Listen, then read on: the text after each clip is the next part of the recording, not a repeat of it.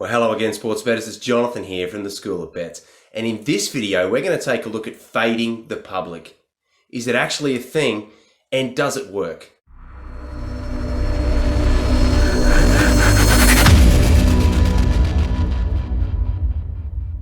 First of all, we need to check out what the theory is behind fading the public. And the theory is quite simple. The belief is that bettors, recreational bettors, but generally all bettors, are losers. I mean, that's kind of the case. We know that a very large proportion of bettors do lose over the long term. And so when people talk about fading the public, they're talking about going against the general consensus of those losing bettors. The theory is that those losing bettors will reach consensus on a market, on some sort of team, some sort of over-under total, some sort of point spread, whatever the market may be, they reach consensus, and that consensus could be wrong or is wrong.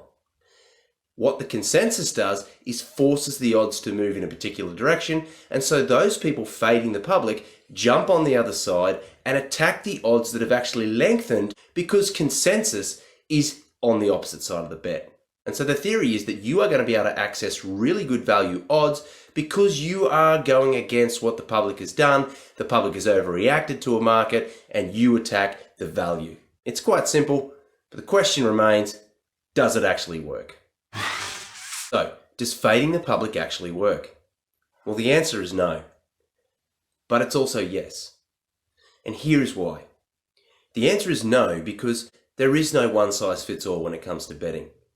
As a successful sports bettor, you need to have a repertoire of tools and tricks and methods that you use, strategies that you use in order to bet. And fading the public is one of those go-to strategies that you might use from time to time. But if you use it all the time, if you simply say, without any sort of thought, you just automatically say, if the betting public is one side, I'm going to go the other side, you're going to lose.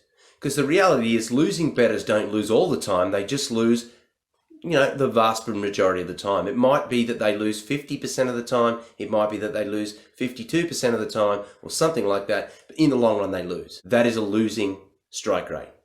So, it's not going to work as a blanket rule. When it does work though, is when a bettor is opportunistic about the way they fade the public. And that is, they know how to use the strategy, they know how to identify times that it's going to work, and they jump when the opportunity presents itself, instead of just jumping for the sake of jumping. So in actual fact, fading the public, in my opinion, should actually be called reading the public. Because it's not about fading the public for the sake of it, it's about reading the public, trying to interpret why they may have made the decisions they have, why have they gone for consensus in one particular direction, and then if you believe there's some failed thought in there or there's some incorrect thinking or incorrect analysis, then be opportunistic and fade the public. Here's the thing about consensus. Consensus does not directly relate to probability. There's a misconception out there that if we have consensus on something, then the probability of it being right is much more increased. And that's just not true. They are totally separate of each other. Probability and consensus do not actually meet. Sometimes they do, sometimes they don't. And so an opportunistic bettor who is going to fade the public can see when the consensus and the probability actually don't line up. When there's disparity, they act and they access a really good price on the other side of the market. So now that we've established that fading the public is something you may be able to use from time to time, we need to know what bet types are best suited to fade the public.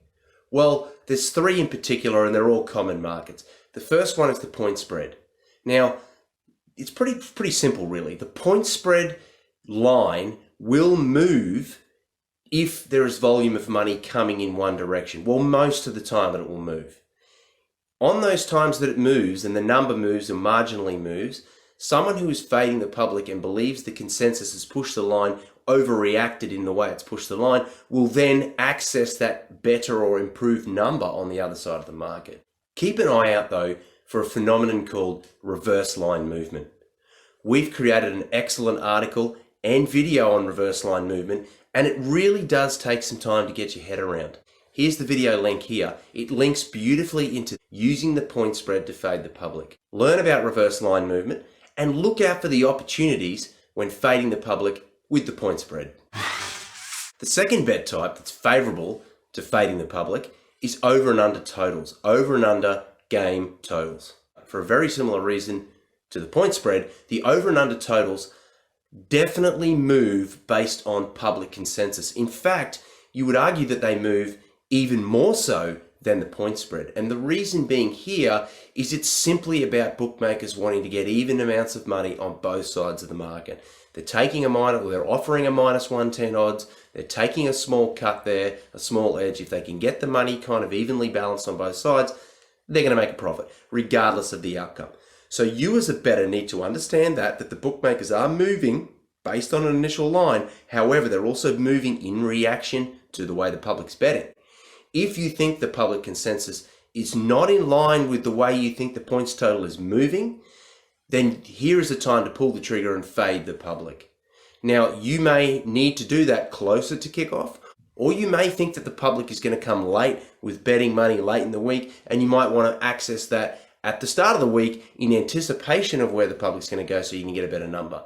Either way, fading the public can work for over and unders totals, but you need to be very careful about the way you do it, and you really need to have some sort of basis behind your decision so that you kind of know what number to look for, and then wait for the public to move the actual line away from the number you like so that you can pounce. The third, and I think the best bet type for fading the public, is definitely the money line.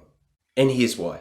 First of all, I like looking at sports that are driven by salary cap, drafts, free agency, and all of those aspects that are totally about evening a competition out.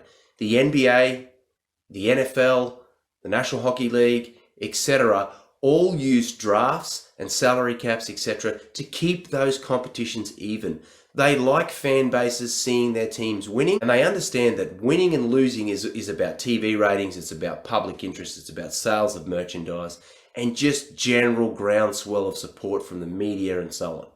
So, those sort of sports, whilst they provide this amazing sort of momentum shifts, that provides opportunity for bettors, particularly those who want to fade the public. And it comes down to this. The public definitely has favoured teams. And I'm talking about the betting public here, along with just the general fans. General fans who bet kind of recreationally here and there will definitely put their money on their team as an emotive kind of bet. And also, recreational bettors who aren't interested in either team playing in a game will often go towards a betting darling, like a team that's going to win or covers the spread often and so on. They're the opportunities to find overreactions. If the betting handle goes towards one team and you think it's based on purely sort of like an automatic bet of, for instance, it's the New England Patriots, they cover against the spread quite often, they win quite often on the money line, which we're talking about here, then and people go towards it, then potentially there's an opportunity to fade them from time to time. The other thing about the recreational bettors, which favours the money line betting when it comes to fading the public, is that you get a lot of 5-minute handicappers. And by what I mean there is that the people who really just log into their account on a Saturday or a Sunday morning and they look at the games, they look at the slate of games and they pick 2 or 3 to bet on because they know they're going to be on TV or they're going to have an opportunity to watch it with some buddies, and so they just want to put a bet on it.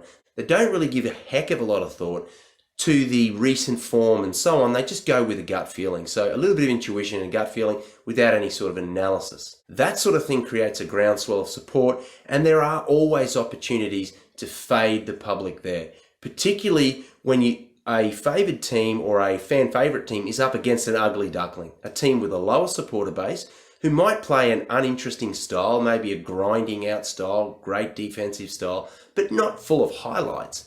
Those teams are often very effective at A, covering, or B, winning on the money line at good value odds. So in my opinion, the money line is the best market to fade the public because you're going to get oftentimes double your money on a really useful sort of underdog that people just aren't talking about. And the fact they're not talking about that underdog doesn't mean it's a bad bet for you. It actually might mean you're getting slightly better odds than the market would suggest.